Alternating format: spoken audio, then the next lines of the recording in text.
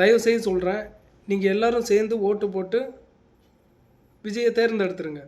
அவர் ஜெயிச்சிரட்டும், நல்லது பண்ணட்டும், வரட்டும்.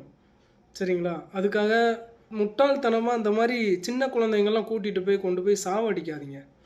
இப்போ நானும் விஜய் ஃபேன் தான். ஆனால் நம்ம நம்ம பயணம்லாம் வேறு மாதிரி. ஸோ அதனால் இப்போ நீங்கள் இவங்களுக்கு ஓட்டு போடுங்க, இவங்களுக்கு ஓட்டு போடாதுங்க, அந்த விஷயத்துக்காகலாம் பேசவே வரல.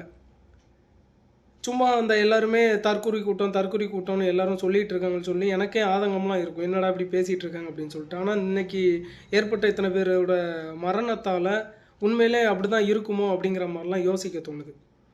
அதனால் நீங்கள் உங்கள் தலைவனை தேர்ந்தெடுங்க, ஓட்டு போட்டு தேர்ந்தெடுங்க. அவன் நல்லவனோ கெட்டவனோ எதுவுமே பார்க்க வேண்டாம்.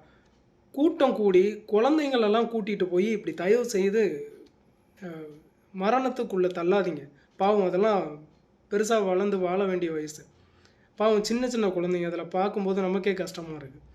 ஸோ தயவுசெய்து நீங்கள் தான் முட்டாள்தனமாக இருக்கீங்க அப்படின்னா, ஒன்றுமே தெரியாத சின்ன குழந்தைங்க, படிக்கிற பசங்க இவங்கெல்லாம் கூட்டிகிட்டு போய் முட்டாள்தனமாக சாவடிச்சிடாதீங்க. என்னத்தை சொல்ல.